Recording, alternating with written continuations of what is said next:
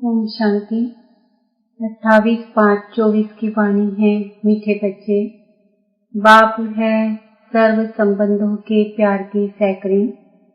एक मीठे माशूक को याद करो तो बुद्धि सब तरफ से हट जाएगी। प्रश्न: कर्मातीत बनने का सहज पुरुषार्थ व युक्ति कौन सी है? उत्तर: भाई भाई की दृष्टि को पक्का करने का पुरुषार्थ करो। बुद्धि से एक बाप के सिवाय और सब कुछ भूल जाए। कोई भी देहधारी संबंध याद न आए तब कर्मातीत बनेंगे। अपने को आत्मा भाई भाई समझना, यही पुरुषार्थ की मंजिल है। भाई भाई समझने से देह की दृष्टि, विकारी ख्यालात खत्म हो जाएंगे। ओम शांति। डबल ओम शांति।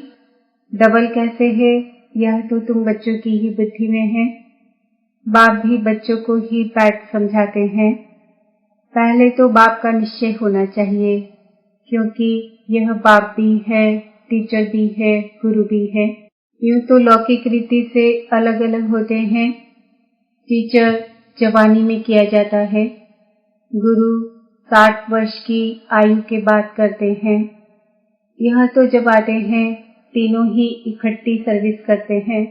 कहते हैं छोटे बड़े सब पढ़ सकते हैं। बच्चों की ब्रेन अच्छी रिफ्रेश होती है। यह तो बच्चे समझ गए।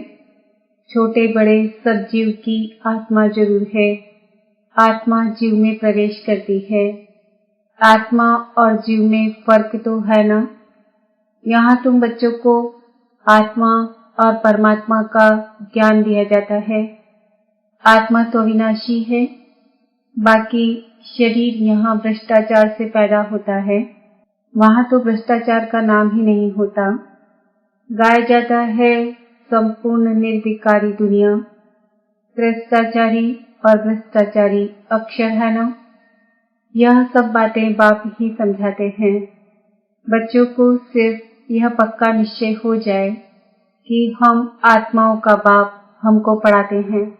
बाप आते ही हैं पुरुषोत्तम संगम युग पर, तो इससे सिद्ध होता है कनिष्ठ से पुरुषोत्तम बनाते हैं। यह दुनिया ही कनिष्ठ तमो प्रधान है, इसको रौरव नर्क कहा जाता है।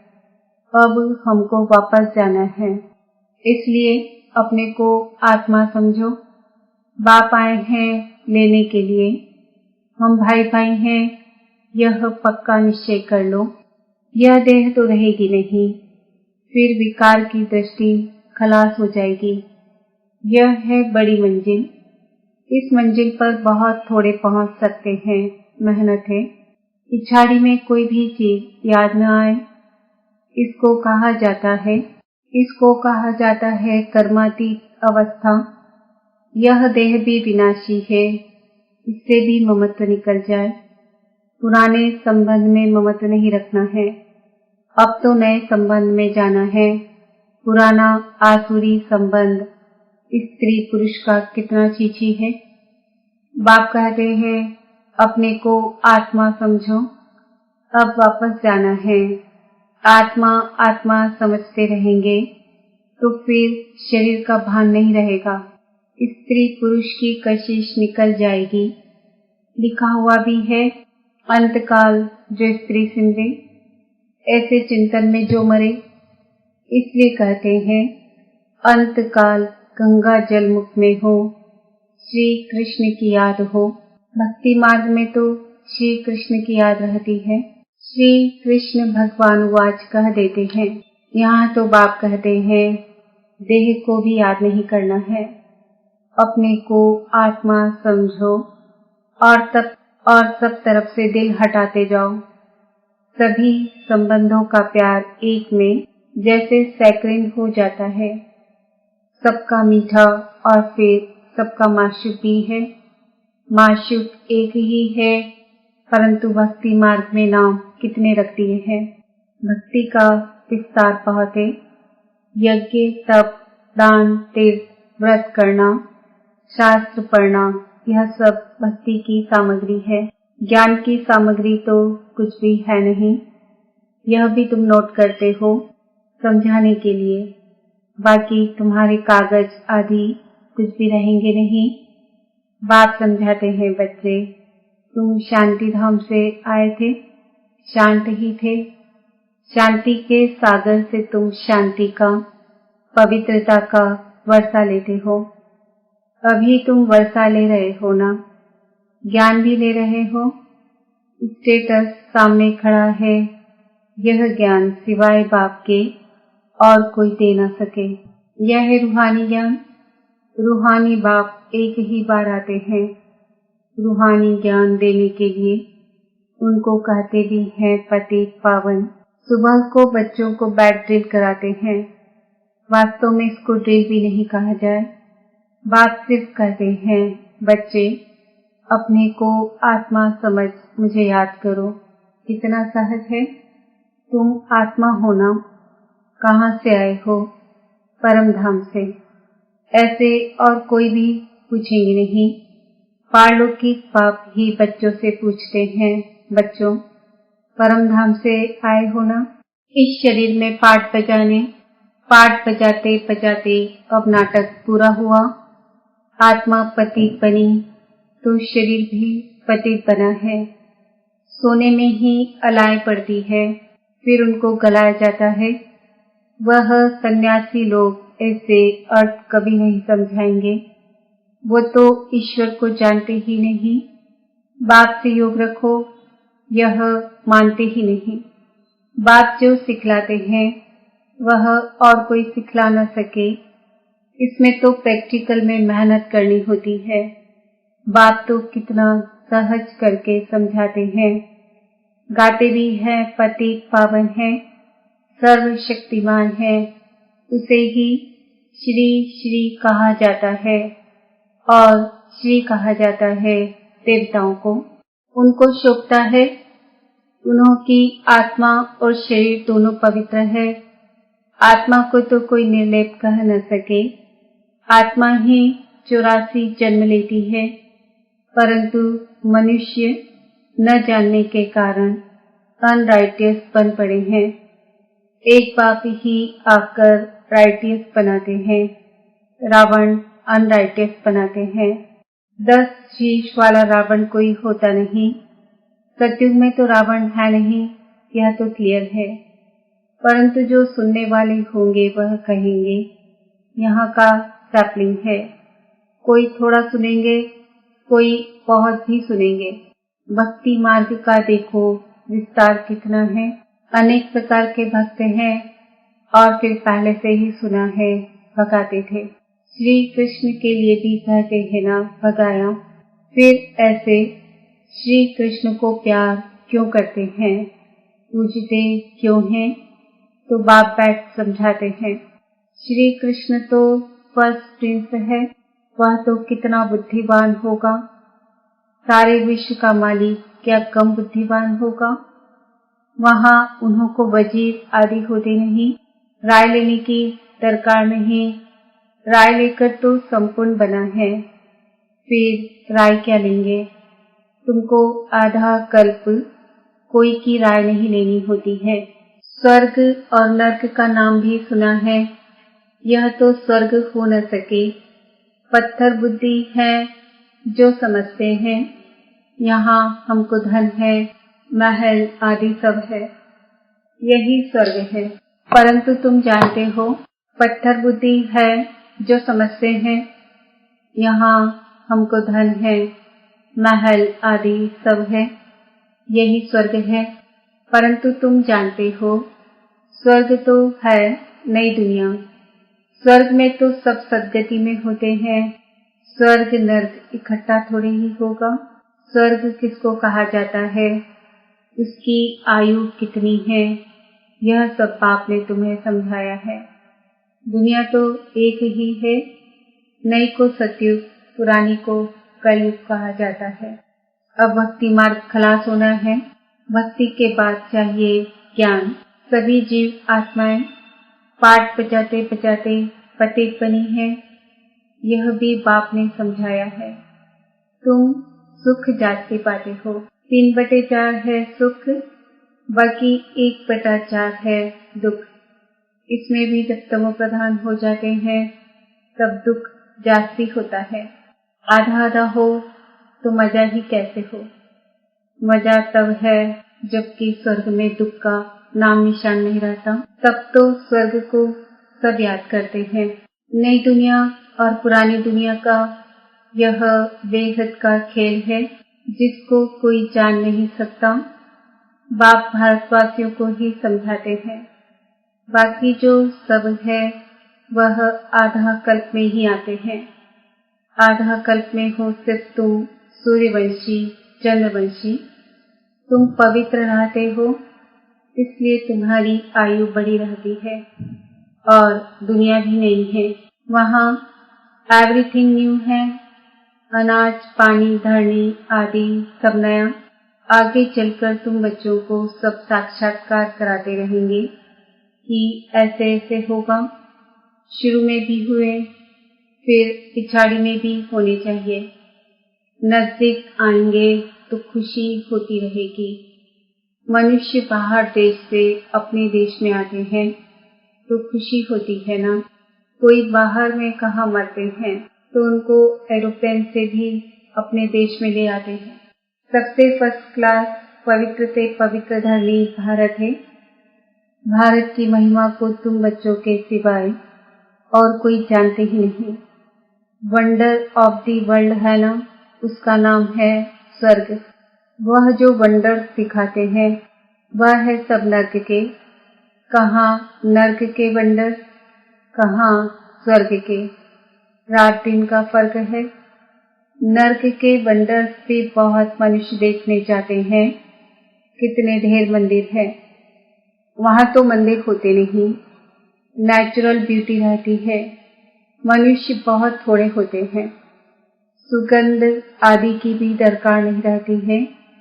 हर एक को अपना अपना फर्स्ट क्लास बगीचा रहता है।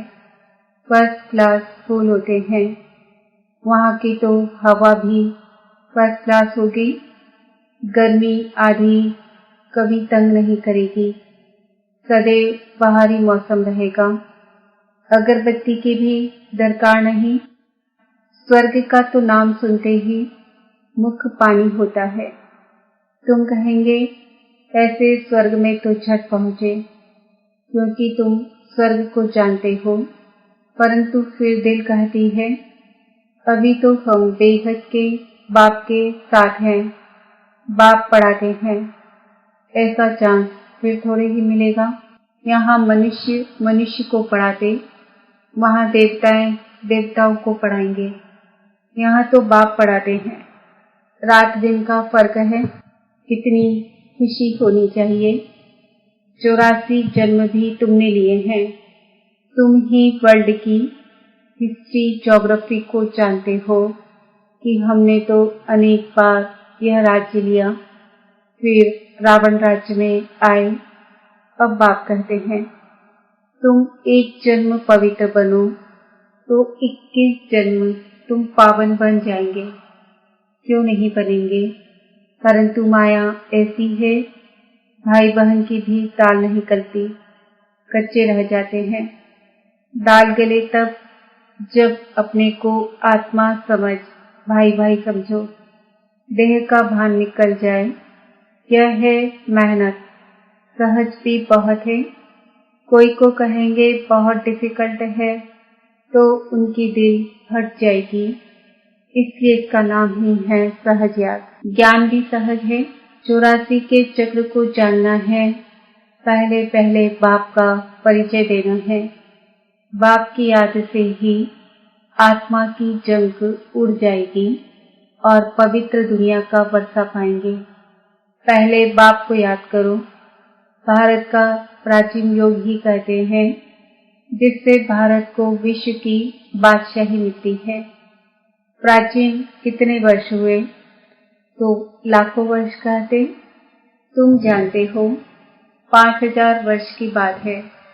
वही राजयोग फिर से बाप सिखला रहे हैं। इसमें मुझने की दरकार ही नहीं। पूछा जाता है तुम आत्माओं का निवास स्थान कहाँ है तो कहेंगे हमारा निवास स्थान भ्रकुटी है। तो आत्मा को ही देखना पड़े, यह ज्ञान तुमको अभी मिलता है, फिर वहाँ ज्ञान की दरकार ही नहीं रहेगी। मुक्ति, जीवन मुक्ति को पा लिया, खलास। मुक्ति वाले भी अपने समय पर जीवन मुक्ति में आकर सुख पाएंगे।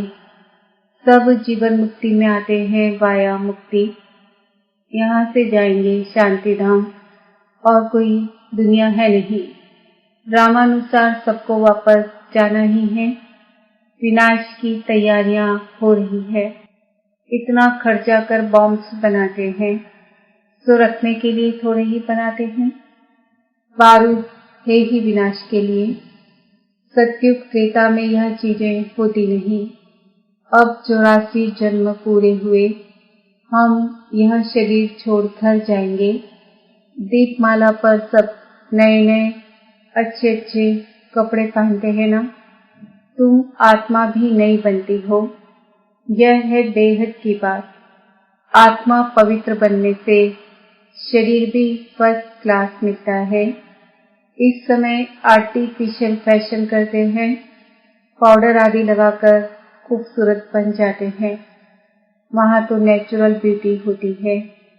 आत्मा एवर ब्यूटीफुल बन जाती है, यह तो तुम समझते हो। स्कूल में सब एक जैसे नहीं होते, तुम भी पुरुषार्थ करते हो हम ऐसा लक्ष्मी नारायण बने। यह है तुम्हारा ईश्वरीय कुल। फिर होता है सूर्यवंशी चंद्रवंशी घराना। तुम ब्राह्मणों में राजा ही नहीं है, तुम अभी संगम पर हो। कलयुग में अब राजा ही है नहीं, भले कोई राजा ही रह भी जाती, नील तो कभी होती नहीं।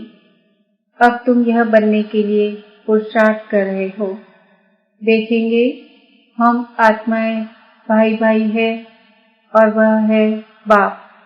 बाप कहते हैं एक दो को भाई भाई देखो। तीसरा नेत्र ज्ञान का तो मिला है। तुम आत्मा कहाँ निवास करती हो? आत्मा भाई पूछता है आत्मा कहाँ रहती है? तो कहते हैं यहाँ ब्रह्मकुटी में। यह तो कॉमन बात है। एक बाप के सिवाय कुछ भी याद न आए। झाड़ी में तो शरीर भी ऐसे बाप की याद में छूटे। यह प्रैक्टिस पक्की करनी है। अच्छा, मीठे मीठे सिकिलते बच्चों प्रति माता पिता बाप दादा का याद प्यार और गुड मॉर्निंग। रूहानी बाप की रूहानी बच्चों को नमस्ते। हम रूहानी बच्चों की रूहानी माता पिता बाप दादा को याद प्यार गुड मॉर्निंग नमस्ते ओम शांति। धारणा के लिए मुख्य सार। सत्युग में फर्स्ट क्लास सुंदर शरीर प्राप्त करने के लिए अभी आत्मा को पावन बनाना है, कट उतार देनी है, आर्टिफिशियल फैशन नहीं करना है। एवर पवित्र बनने के लिए प्रैक्टिस करनी है कि एक बाप के सिवाय कुछ भी याद न आए। यह देह भी भूली हुई हो, भाई भाई की दृष्टि नेचुरल पक्की हो। वरदान। शुभ भावना शुभ कामना के सहयोग से आत्माओं को परिवर्तन करने वाले सफलता संपन्न भव। जब किसी भी कार्य में सर्व ब्राह्मण बच्चे संगठित रूप में अपने मन की शुभ भावनाओं और शुभकामनाओं का सहयोग देते हैं, तो इस सहयोग से वायुमंडल का कीला बन जाता है, जो आत्माओं को परिवर्तन कर लेता है। जैसे 5 अंगुलियों के सहयोग से कितना भी बड़ा कार्य सहज हो जाता है, ऐसे हर एक ब्राह्मण बच्चे का सहयोग सेवाओं में सफलता संपन्न बना देता है। सहयोग की रिजल्ट सफलता है। स्लोगन। कदम कदम में पद्मों की कमाई जमा करने वाला ही सबसे बड़ा धनवान है। ओम शांति। आज का समाज है मैं आत्मा सफलता संपन्न हूँ। ओम शांति।